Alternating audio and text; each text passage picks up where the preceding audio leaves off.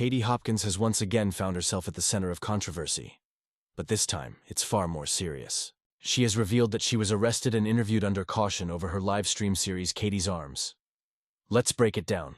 But first, hit the like button and subscribe to the channel for more updates like this. According to Katie, the charge falls under so-called online communications offenses. In plain English, a crime of speech. She says she is now waiting to find out if she will be charged. Let that sink in. In Britain today, a commentator can face arrest and potentially prison, not for violence, not for fraud, not for theft, but for words spoken into a camera. Katie explained that police officers grilled her under caution about things she said during her broadcasts. Her blunt summary? She was arrested for a crime of speech.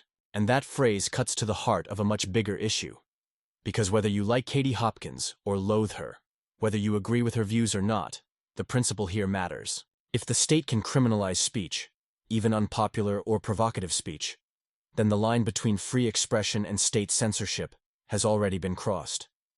We've seen it before. People arrested for social media posts, for jokes, even for misgendering. Now Katie Hopkins joins that growing list. And whatever you think of her personally, the precedent should alarm everyone. Authorities call it online communications offenses. In practice, it means punishing people for saying things the state disapproves of. And once that weapon exists, it won't just be used against high-profile figures like Katie. It can, and eventually will, be used against ordinary citizens. Katie has built a career on being blunt, unfiltered, and deliberately provocative. Katie's Arms is where she's continued to criticize government policy, political correctness, and what she sees as Britain's erosion of free speech. That's why she has an audience, and that's exactly why she's now in the crosshairs. If formal charges are brought, Katie Hopkins could face a criminal trial, and even prison time, all for words. And make no mistake, that's the point. To make an example of a high-profile dissenter, and to scare others into silence. The timing makes this even more disturbing. Britain has just rolled out sweeping new powers under the Online Safety Act, with Ofcom now acting as the internet's speech police. Add to that an ever-expanding list of hate speech and harmful content, and the space for free expression is shrinking fast. Katie has always been divisive. The mainstream media demonizes her, advertisers shun her, and platforms deplatform her. But facing prison over live-stream commentary? That's authoritarian territory. And it leaves us with one chilling question. If Katie Hopkins can be arrested for speech today, who will it be tomorrow? Stay tuned, because up next, we'll show you Katie's own words, so you can hear her explain it directly. What my comedy shows do, they allow people to laugh at the things you're not allowed to say, because I can just about get away with saying them now in the guise of comedy. And it's a fine line. I was arrested and interviewed under caution. I haven't spoken about this yet, about 3 weeks ago. And I'm waiting to be charged for the crime of online communications, crime of speech. For my Katie's, I do a pub night online called the Katie's Arms. I love the Katie's Arms. So I've been arrested for that. I see. Because of what I said on my Katie's Arms pub. You know, when you talk about that, the role of a comedian, it reminds me of the role of a journalist. Because when I was growing up as a journalist, you know, we didn't expect to be liked by the government, and we always got complaints from the audience. And you were sort of, and the mantra was, if you're hated by everybody, you're doing something right. You know, if everybody's unhappy with you. And then suddenly along the way, we became crowd pleasers. I don't know. And there you have it.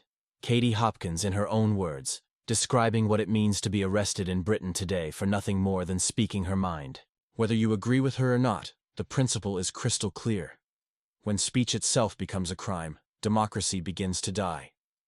This isn't about left or right, Katie Hopkins or anyone else. It's about the right of people in a supposedly free country to speak without fearing a knock at the door from the police.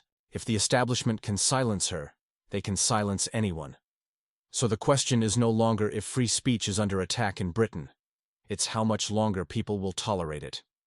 In other news, a Liberal Democrat MP has called on the government to speed up the processing of asylum applications to address workforce shortages in agriculture and hospitality. Marie Goldman, who represents Chelmsford, argued that approved asylum seekers should be allowed to take on jobs in struggling industries. We need more people in our hospitality industry, and people picking our crops. For example, Goldman told GB News, The MP also criticized the current system that leaves applicants in limbo for months or even years.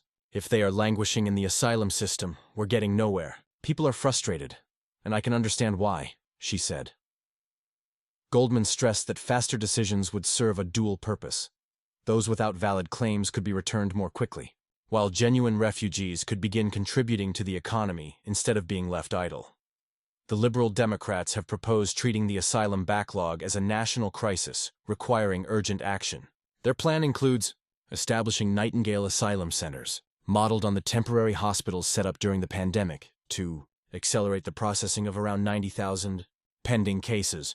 We want to declare a national emergency, Ms. Goldman stated, outlining the Liberal Democrats' vision for rapidly resolving asylum claims. The proposal centers on massively expanding processing capacity to clear the backlog within 6 months.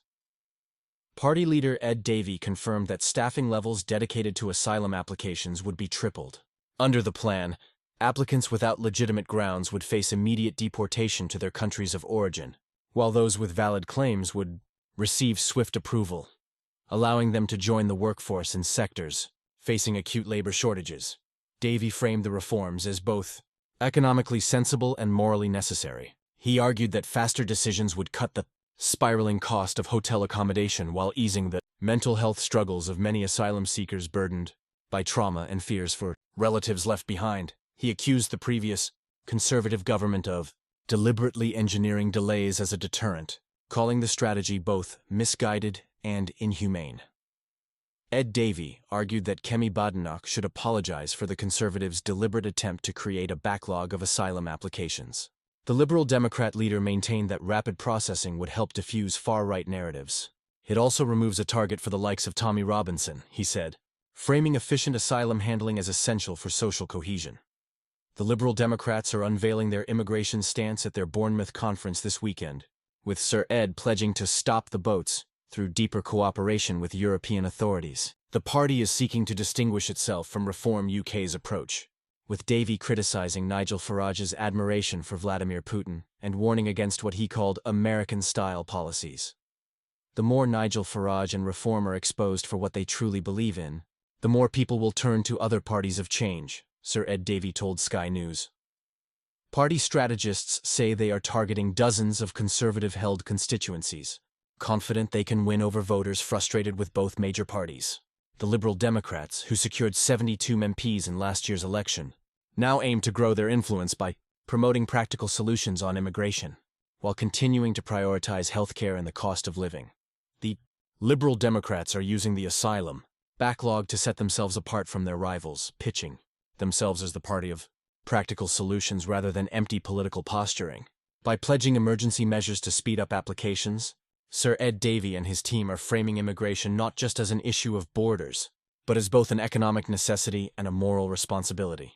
With their conference underway, the Lib Dems are betting that voters, tired of endless delays and polarized debates, will respond to a message of urgency, efficiency, and compassion.